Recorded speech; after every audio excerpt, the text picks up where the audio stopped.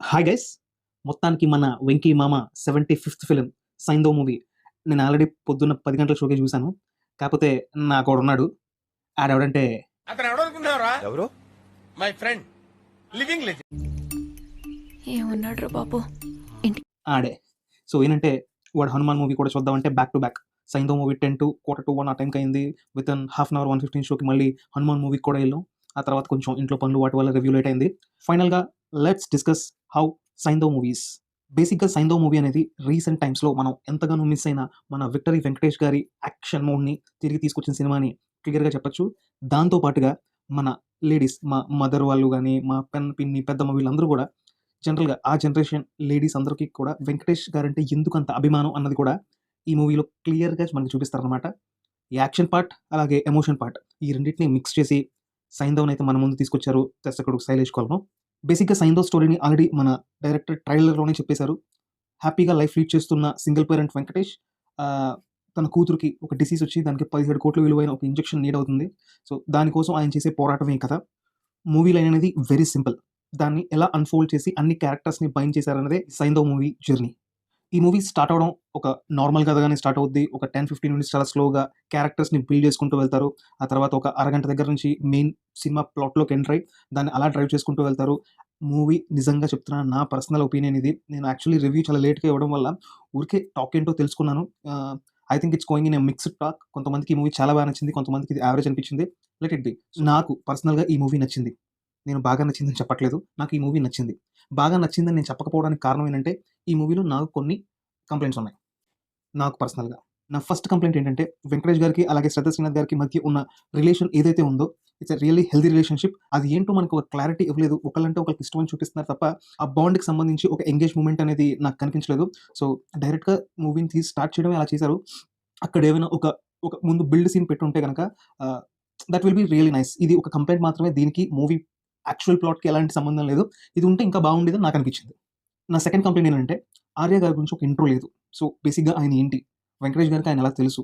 So, Saindhav అనే క్యారెక్టర్‌కి, ఈ క్యారెక్టర్‌కి మధ్య ఉన్న ఆ జర్నీ ఏంటి అన్నది ఒక ఓవర్‌వ్యూగా చెప్పినా కూడా బావుండేది. ఎందుకంటే దానివల్ల ఏంటంటే డైరెక్ట్‌గా వాళ్ళిద్దరూ మీట్ అవ్వడం అన్నట్టు చూపిచ్చారు. అది ఒక నార్మల్ క్యారెక్టర్ అయితే let it be. But Arya గారు లాంటి వాళ్ళు ఆ క్యారెక్టర్ చేస్తున్నప్పుడు ఈ 2 సైంధవ్‌కి అండ్ ఆర్య అంటే మానస్ సైంధవ్‌కి మధ్య ఉన్న ఆ రిలేషన్ ఏంటి అన్నది ఒక చిన్న ప్లాట్‌గా చూపిచ్చుంటే బావుండేదని నాకు పర్సనల్‌గా అనిపించింది. అండ్ థర్డ్ కంప్లెయింట్ వచ్చి, ఒక సీన్ ఉంటది ఫస్ట్ హాఫ్‌లో. That was really amazing.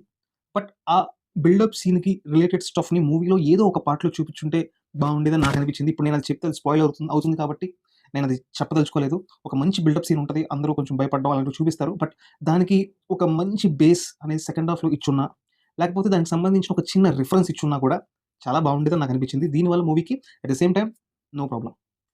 And fourth complaint అలాగే last complaint for me is, ఈ మూవీలో సెకండ్ హాఫ్ స్టార్ట్ అయినప్పుడు కొంచెం సమ్ పార్ట్ నాకు కొంచెం లాగ్ ఎళ్ళినట్టు అనిపించింది. అరౌండ్ 10-15 మినిట్స్ అది కూడా. సో, దాన్ని మనం తీసి పక్కన ఈజీగా పెట్టేయొచ్చు. ఎందుకంటే తర్వాత స్టోరీ నరేషన్ మొత్తం కొంచెం స్పీడ్ పేస్‌లోనే ఎళ్తుంది. బట్ ఫస్ట్ ఫ్యూ మినిట్స్ మాత్రం నేను ఎందుకో కొంచెం డిస్కనెక్ట్ అయ్యాను అనిపించింది. సో, ఓవరాల్‌గా ఈ మూవీకి సంబంధించిన మైనస్ పాయింట్స్ ఇవి.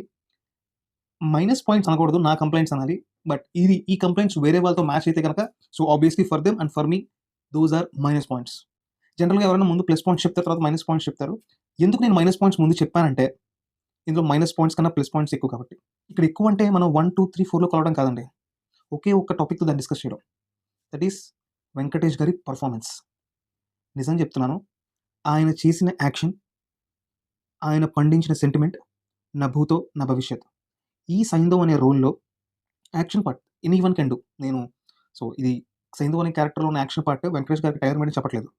బట్ ఎమోషన్ సీన్స్ ఏవైతే ఉన్నాయో, I can confidently say that he is the tailor made for that part. ఆయన క్యారెక్టర్‌లో జీవించారు. తన యాక్టింగ్‌తో ఇచ్చి పడేశాడు. Literally he did a fantastic job. నాకైతే కళ్ళలో నుంచి నీళ్ళు కూడా తిరిగిన సిట్యుయేషన్స్ చాలా ఉన్నాయి. Especially climax part. అసలు ఇంకా క్లైమాక్స్ లాస్ట్ 20 నిమిషాలైతే ఆహ్, ఒక మనిషి నటిస్తే ఇంత బాగా నటించగలడా అన్నది వెంకటేష్ గారు చూపించారండి.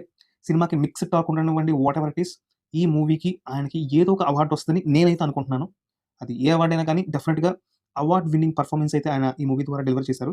సో, నవాజుద్దీన్ క్యారెక్టర్ కూడా ఆయన చాలా బాగా యాక్ట్ చేశారు. 'వచ్చి రాని తెలుగు'తో ఆయన చేసే ఎంటర్‌టైన్‌మెంట్, క్రూయల్‌గా ఆయన చూపించిన పెర్ఫార్మన్స్ ఏవైతే ఉన్నాయో అది కూడా ఎర్రగా తీసేశారని చెప్పొచ్చు. ఈ మూవీకి second biggest asset is Nawazuddin. ఆ తర్వాత ఈ మూవీలో అలాగే ఆర్య గారు ఉన్నారు, శ్రద్ధ శ్రీనాథ్ గారు, అలాగే రుహాని శర్మ గారు, ఇంకెవరైనా మర్చిపోతే అందరూ. ఎవరైతే రోల్స్ ప్లే చేశారో, నేను పాప గురించి తర్వాత మాట్లాడతా. ఎవరైతే రోల్స్ ప్లే చేశారో వాళ్ళందరూ కూడా వాళ్ళ వాళ్ళ ప్రెజెన్స్‌తో, వాళ్ళ యాక్టింగ్‌తో ఈ మూవీని నెక్స్ట్ లెవెల్‌కి తీసుకెళ్లారని చెప్పడంలో ఎలాంటి సందేహం లేదు. Coming to baby Sara. Sailesh Kolanu garu, పాపలో మీరు ఏ స్కిల్ చూసారో నాకు తెలీదు గానీ, యూ డిడ్ ఫెంటాస్టిక్ జాబ్. మీ చాయిస్‌తోనే ఈ మూవీకి ప్రాణం పోశారు. పాప చాలా బాగా యాక్ట్ చేసింది. నిజంగా మాట్లాడుతున్నప్పుడు గానీ, లేకపోతే ఆ పాపను చూసినప్పుడు గానీ, తనకు ఆ డిసీజ్ నిజంగా ఉన్నంత పర్ఫార్మెన్స్ తనిచ్చింది. అండ్ లిటరల్లీ కళ్ళలో నీళ్ళు తిరిగినాయి. రీసెంట్ టైమ్‌లో 'హాయ్ నాన్న'కి ఏడ్చాను. మళ్ళీ దీనికి కూడా నేను ఏడ్చాను. ఇకపోతే మన డైరెక్టర్ శైలేష్ కోలన్ గారు, ఆయన తన పేపర్ మీద ఏం రాసుకున్నారో అది స్క్రీన్ మీద పెట్టారనిపిస్తుంది. స్క్రీన్ నేరేషన్ అనేది నిజంగా చెప్పాలంటే సెకండ్ హాఫ్‌లో ఫ్లాట్‌గానే ఎళ్ళినా కూడా ఎక్కడ బోర్ కొట్టకుండా మూవీని తీసుకెళ్లారు. ఆ విషయంలో మాత్రం శైలేష్ గారు నిజంగా సక్సెస్ అయ్యారని చెప్పొచ్చు. కొన్ని సీన్స్‌లో ఇంకొంచెం స్పీడ్ నేరేషన్ పెట్టుంటే బాగుండేది అని నా personal opinion. Still good. But ఇంకొంచెం స్పీడ్ పేస్‌లో ఎళ్ళుంటే బాగుండేది అనిపించింది. ఈ సినిమాకి నాకు నచ్చని ఇంకొక థింగ్ ఏంటంటే ఎఫెక్టివ్ బ్యాక్‌గ్రౌండ్ మ్యూజిక్. మామూలుగా నేను సంతోష్ నారాయణ గారికి ఒక మంచి ఫ్యాన్‌ని. ఆయన మ్యూజిక్‌లో ఒక సోల్ ఉంటది. అండ్ ఏ మూవీకి ఆ మూవీకి తగ్గ బ్యాక్‌గ్రౌండ్ మ్యూజిక్ చేసి ఆ మూవీ హిట్‌లో one of the key role play చేస్తారాయన. బట్ 'సైంధవ్' మూవీ విషయంలో ఐ డోంట్ నో వై చాలా హైప్ ఇచ్చే సీన్స్‌కి ప్రాపర్ బ్యాక్‌గ్రౌండ్ మ్యూజిక్ లేదని నాకు పర్సనల్‌గా అనిపించింది. ఎందుకంటే మ్యూజిక్‌తో సీన్స్ ఎలివేట్ అవ్వడం is nothing wrong as per me. But ఎందుకో కొన్ని సీన్స్‌కి విజువలైజేషన్‌తోనే ఒక హై తీసుకొద్దాం అనుకున్నారేమో నాకైతే తెలీదు గానీ, అక్కడ బ్యాక్‌గ్రౌండ్ స్కోర్ సరైనది లేకపోవడం వల్ల చాలా హైలైట్ అవ్వాల్సిన కొన్ని సీన్స్ కూడా నార్మల్‌గా ఎళ్ళిపోయినాయి. They are not dull but నార్మల్‌గా ఎళ్ళిపోయినాయి. అలాంటి హై ఇచ్చే బీజీఎమ్స్ పెట్టుకొని ఉంటే గనక ఈ మూవీ ఆ మిక్స్డ్ టాక్ అనేది కూడా ఉండేది కాదు. సో 'సైంధవ్' మూవీ మీద నా ఓవరాల్ రివ్యూ ఇది. నాకైతే పర్సనల్‌గా మూవీ నచ్చింది భయ్యా. అందులో ఎలాంటి సందేహం లేదు. మూవీలో ఫస్ట్ హాఫ్‌లో ఒక 30 మినిట్స్ కొంచెం స్లోగా ఎళ్ళడం which is reason for building the characters. Second హాఫ్‌లో యాక్షన్ పార్ట్ రన్ అవుతున్నప్పుడు కూడా ఒక 10-15 మినిట్స్ నేను కొంచెం డిస్కనెక్ట్ అయ్యాను. మళ్ళీ కమ్‌బ్యాక్ ఇచ్చాను. బట్ ఇవే నాకు కనబడిన major minus points of the movie. ఆ తర్వాత బ్యాక్‌గ్రౌండ్ మ్యూజిక్‌లో ఇంకా ఎక్కువ ఉంటే బాగుండని నాకు అనిపించడం. సో ఈ రెండే main things. Apart from that movie is very nice. And నేను కొన్ని చూసాను భయ్యా. ఐ మీన్ చాలామంది 'విక్రమ్' మూవీతో 'సైంధవ్‌ని' కంపేర్ చేస్తున్నారు. I don't know really why. అంటే లోపల ఒక టీ షర్ట్ ఏసుకొని, పైన షర్ట్ ఏసుకొని, బియర్డ్‌ని కొంచెం సాల్ట్ అండ్ పెప్పర్ లుక్‌లో చూపిస్తే 'విక్రమ్' మూవీతో కంపేర్ చేసేయడమేనా? అంటే గన్స్ వాడారు. సో, ఇందులో గన్స్ వాడారు, అందులో గన్స్ వాడారు. So, 'Vikram' how? అసలు ఆ మూవీ టెంప్లేట్‌కి, ఈ మూవీ టెంప్లేట్‌కి సంబంధం లేదు. Both are 2 different movies. At the end I respect individual opinions. అందులో ఎలాంటి సందేహం లేదు. బట్ నాకు పర్సనల్‌గా అనిపించింది. అందుకే అడుగుతున్నా. ఎందుకు కంపేర్ 'విక్రమ్' అసలు ఆ మూవీ వేరే లెవెల్. ఆ మూవీయే. అలా అని చెప్పి ఆ మూవీతో ఈ మూవీని కంపేర్ చేసి ah, is not up to that mark అనడం I really don't know how it is correct. But ఓవరాల్‌గా 'సైంధవ్' అనేది బ్లాక్ బస్టర్ కాదు. It's a good film.